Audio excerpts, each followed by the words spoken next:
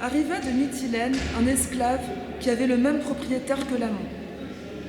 Il annonçait que le maître arriverait un peu avant les vendanges pour vérifier si l'attaque menée par les Métiniens n'avait pas causé quelques dommages à son domaine. Comme l'été touchait à sa fin et que l'automne approchait, l'amant commença à préparer la maison de campagne du maître, pour le plus grand plaisir des yeux. Il s'occupa de nettoyer les sources pour qu'elles présentent une eau pure, d'évacuer le fumier de la cour afin que son odeur ne soit pas incommodante, et d'arranger le parc pour qu'il soit apprécié dans toute sa beauté. Ce parc était une splendeur digne de ceux des rois. Aménagé sur un terrain surélevé, il s'étendait sur une longueur d'un stade pour une largeur de 4 plaines. On aurait dit une vaste plaine. On y trouvait toutes sortes d'arbres, des pommiers, des myrtes, des poiriers, des grenadiers, des figuiers, des oliviers. Sur un côté, il y avait une vigne haute qui recouvrait de ses sombres grappes les pommiers et les poiriers, comme si elles voulaient rivaliser avec leurs fruits. Voilà pour les arbres cultivés. Mais on trouvait aussi des cyprès, des lauriers, des platanes et des pins. Au lieu de vignes, tous étaient recouverts par une lierre dont les corymbes amples et noirs imitaient les grappes. Les arbres fruitiers se trouvaient à l'intérieur comme s'ils étaient protégés. Les autres étaient tout autour vers l'extérieur, formant comme un mur fait de main d'homme, et eux-mêmes étaient entourés d'une fine enceinte de pierre. Toutes les parties qui composaient le parc étaient séparées et divisées, chaque tronc à bonne distance du tronc suivant, mais au sommet, les branches se rejoignaient et entremêlaient leur feuillage. C'était l'œuvre de la nature, mais cela semblait aussi être le fruit de l'art. Il y avait également des lits de fleurs, et la terre faisait pousser les unes, alors que l'art faisait pousser les autres. Rose, jacinthe et lys étaient l'œuvre de l'homme, violette, narcisse et pimprenelle, celle de la terre. On y trouvait de l'ombre en été, des fleurs au printemps, des grappes à vendanger en automne, des fruits en toute saison. Depuis le parc, il y avait une belle vue sur la plaine, où l'on pouvait voir les bergers mener paître leurs troupeaux. Et sur la mer, où les bateaux qui passaient s'offraient au regard. Cela contribuait aussi à l'agrément du lieu. Au centre exact du parc, dans la largeur et dans la longueur, se trouvait un temple et un autel consacré à Dionysos. L'autel était enveloppé de lierre, le temple d'une vigne. Le temple renfermait également des peintures d'inspiration dionysiaque.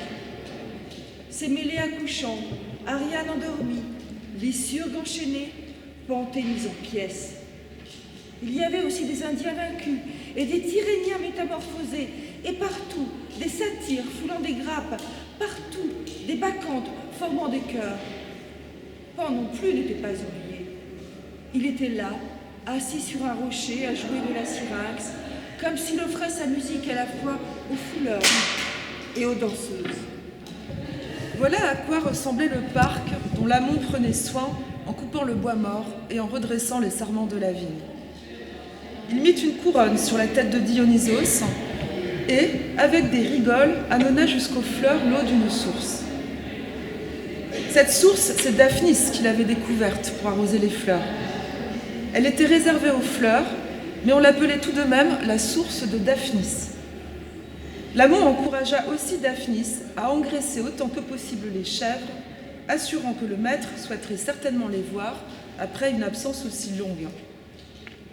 Daphnis, de son côté, était convaincu que les bêtes lui vaudraient des éloges. Il avait doublé le nombre de chèvres qui lui avaient été confiées. Pas une n'avait été dérobée par un loup, et elles étaient plus grasses que les moutons. Comme il voulait que le maître soit disposé au mieux pour autoriser le mariage, il mettait toute son application et son ardeur à sa tâche, sortant les chèvres tôt le matin et les reconduisant à la tombée du jour. Il les amenait boire 2 fois par jour, et il était à l'affût des plus beaux pâturages. Il se procura également de nouvelles jattes, des vases à très grand nombre et de plus grandes clés. Il était si méticuleux qu'il alla jusqu'à oindre leurs cornes et lisser leurs toisons. On aurait cru voir le troupeau sacré de Pan. Chloé partageait avec Daphnis toute l'attention qu'il leur accordait. Elle délaissait son propre troupeau et consacrait presque tout son temps aux chèvres, au point que Daphnis pensait que c'était grâce à Chloé, si elle paraissait si belle. Pendant que ce travail les occupait, un deuxième messager arriva de la ville, avec l'ordre de procéder aux vendanges dès que possible.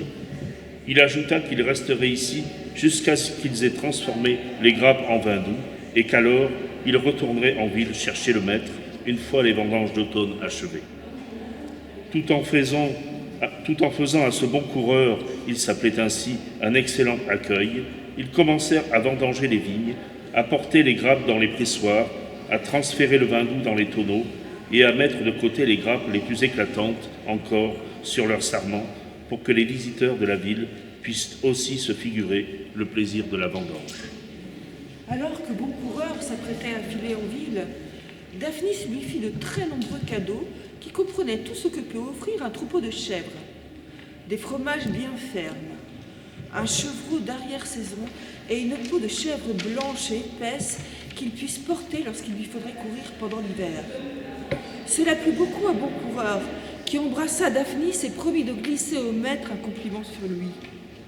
Puis il partit, plein d'amicales pensées pour Daphnis, alors que ce dernier accompagnait Chloé à la pâture, plein d'inquiétude. Elle aussi était fort anxieuse. Un jeune garçon tout juste habitué à voir sous les yeux des brebis et une colline de paysans, et Chloé, s'apprêtait à voir pour la première fois un maître dont il ne connaissait jusqu'ici que le nom. Elle se faisait du souci pour Daphnis, se demandant quelle impression il ferait au maître, et la question du mariage rongeait son âme. Elle craignait qu'il ne soit pour eux qu'un doux rêve. Ils ne cessaient donc de s'embrasser, de s'enlacer, comme s'ils ne formaient plus qu'un. Mais leurs baisers étaient timides et leurs enlacements empreints de mélancolie, comme si le maître était déjà là, que cela leur faisait peur et qu'ils voulaient rester cachés. S'ajouta à leur crainte le motif d'inquiétude que voici. Il y avait un bouvier insolent du nom de Lampis. Lui aussi désirait obtenir de Dryas la main de Chloé, et il avait déjà offert des cadeaux en quantité, car il voulait presser le mariage. Lorsqu'il apprit que Daphnis recevrait la jeune fille pour épouse à condition d'obtenir le consentement du maître, il chercha un moyen d'irriter celui-ci contre Daphnis et l'amour. Et comme Lampis savait que son parc lui tenait particulièrement à cœur, il résolut de le dévaster et de le vandaliser autant qu'il le pouvait. Mais il savait qu'en coupant les arbres, il se ferait prendre à cause du bruit. Il se rabattit donc vers les fleurs et décida de les détruire. Il attendit la nuit, escalada le mur, puis il arracha des fleurs, en brisa d'autres, et piétina le reste comme un cochon l'aurait fait. Puis il s'éclipsa, en toute discrétion. Le lendemain, l'amant se rendit au jardin dans l'intention d'arroser les fleurs avec l'eau qui s'écoulait de la source. Lorsqu'il vit l'endroit intégralement ravagé, à n'en pas douter c'était l'œuvre d'un ennemi et non d'un voleur, il déchira sur le champ sa tunique et en appela au Dieu avec des cris si violents que Myrtalée, coupant court à ce qu'elle faisait, sortit précipitamment de la maison et que Daphnis, laissant ses brebis sur place, remonta en courant. Devant ce spectacle, ils poussèrent des cris, et les cris s'accompagnèrent de sanglots. C'était une déploration pour des fleurs, une déploration jamais vue jusqu'alors. Et eux pleuraient parce qu'ils redoutaient leur maître. Mais même un étranger passant par là aurait pleuré aussi, car le lieu avait été vandalisé et il ne restait plus qu'un océan de boue. Les fleurs qui avaient échappé aux outrages continuaient à bourgeonner et à resplendir. Et elles étaient belles encore, même si elles gisaient sur le sol. Les abeilles aussi ne cessaient de les butiner, bourdonnant sans repos, comme si elles chantaient des lamentations funèbres. L'amant, sous le coup de l'émotion, répétait ces mots. « Ah, mes pauvres buissons de roses, ils sont tout cassés. Ah, mes pauvres lits de violettes, ils sont tout écrasés.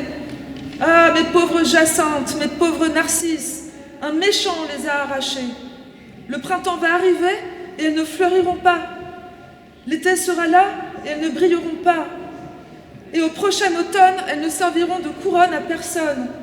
Et toi, Seigneur Dionysos, n'as-tu pas eu pitié de ces malheureuses fleurs qui étaient tes voisines et que tu avais sous les yeux et dont je t'ai si souvent couronnée? Mais comment donc vais-je présenter le parc au maître? Quelle sera sa réaction lorsqu'il l'aura vu? Tout vieux que je suis, il va me suspendre à l'un de ses pins, comme Marsyas. Et peut-être bien que Daphnis connaîtra le même sort, s'il vient au maître l'idée que ses chèvres sont responsables. Là-dessus, ils pleurèrent de plus belle, et cette fois, leur lamentation ne concernait plus les fleurs, mais leur propre personne. Chloé se lamentait à l'idée de voir Daphnis suspendue. Elle priait pour que leur maître jamais ne vienne et passait misérablement ses journées avec l'image de Daphnis subissant déjà le fouet. La nuit venait de tomber lorsque Boncoureur vint leur annoncer l'arrivée du vieux maître 3 jours plus tard et celle de son fils dès le lendemain. Ils examinèrent la situation et invitèrent Boncoureur à prendre part à leurs réflexions. Ce dernier, qui avait de la sympathie pour Daphnis, leur conseilla d'avouer ce qui s'était passé au jeune maître et lui-même promit de leur apporter son concours. Il avait une certaine influence auprès de lui, car il était son frère de lait. Le lendemain, ils ne procédèrent pas autrement. Astylos arriva donc à cheval, accompagné de son parasite, à cheval lui aussi. Il avait une barbe naissante, alors que l'autre, qui s'appelait Niaton, la rasait depuis longtemps. Lamon se jeta aux pieds d'Astylos, en même temps que Myrtalée et Daphnis.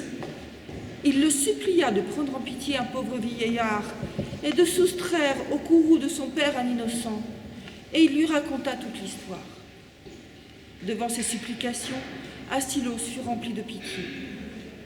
Il se rendit au parc, et lorsqu'il vit le désastre qui avait touché les fleurs, il dit qu'il intercéderait lui-même auprès de son père et qu'il accuserait leurs chevaux. Ils avaient été attachés là, mais ils étaient devenus fous, et une fois leurs liens brisés, ils avaient cassé des fleurs, en avaient piétiné d'autres et arraché le reste. Pour ces paroles, Lamon et Myrtalée lui souhaitèrent tout le bonheur du monde.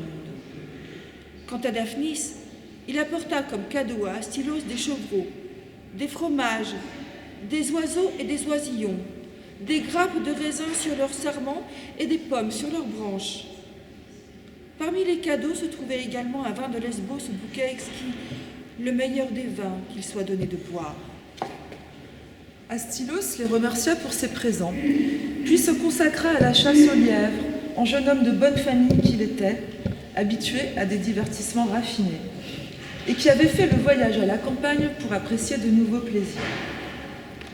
Niaton, de son côté, était un expert pour ripailler, s'enivrer et forniquer en état d'ivresse.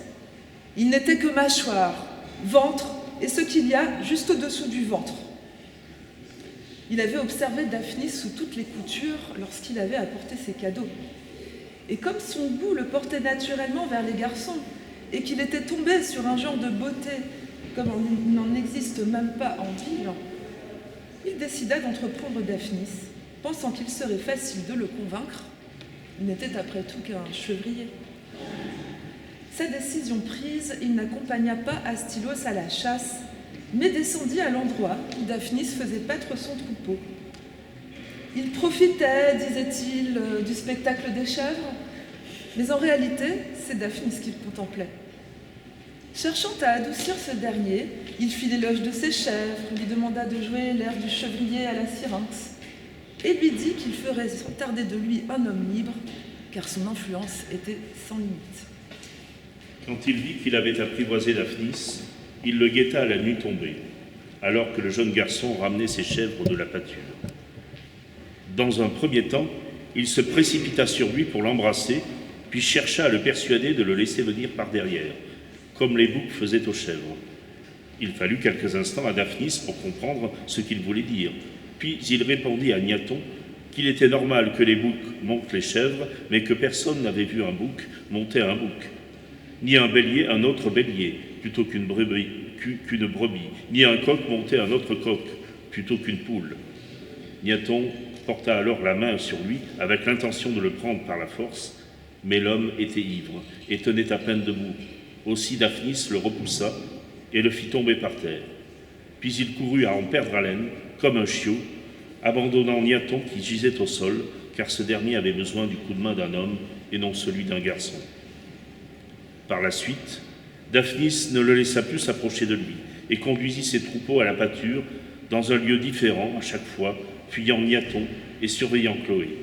Niaton, de son côté, abandonna ses avances, car il avait compris que Daphnis n'était pas seulement beau, mais aussi vigoureux. Il attendit l'occasion de s'entretenir à son propos avec Astylos. Il espérait obtenir Daphnis en cadeau de la part de ce jeune homme qui était disposé à lui offrir bien des faveurs et d'importance. Néanmoins, ce ne fut pas possible à ce moment-là. Dionyzophanès était en train d'arriver avec Cléaristée et il y avait un grand désordre d'animaux, de serviteurs, d'hommes et de femmes. Ce n'est que plus tard que Niaton commença à rédiger un long discours amoureux. Dionyzophanès était un homme déjà grisonnant, mais grand, beau et capable de remontrer aux jeunes gens. Bien peu rivalisait avec sa richesse, personne avec sa bonté. Le jour où il arriva, il fit un sacrifice à tous les dieux qui règnent sur la campagne, Déméter et Dionysos, Pan et les nymphes, puis il fit préparer un cratère de vin pour tous ceux qui étaient présents. Les jours suivants, il inspecta le travail réalisé par l'amont. Lorsqu'il vit les plaines labourées, les vignes bien disposées et le parc dans tout son éclat, pour ce qui est des fleurs, Astylos en avait assumé la responsabilité, il fut complètement sous le charme, félicita l'amont et promit de faire de lui un homme libre. Puis il descendit jusqu'au pâturage pour y voir les chèvres et celui qui les gardait.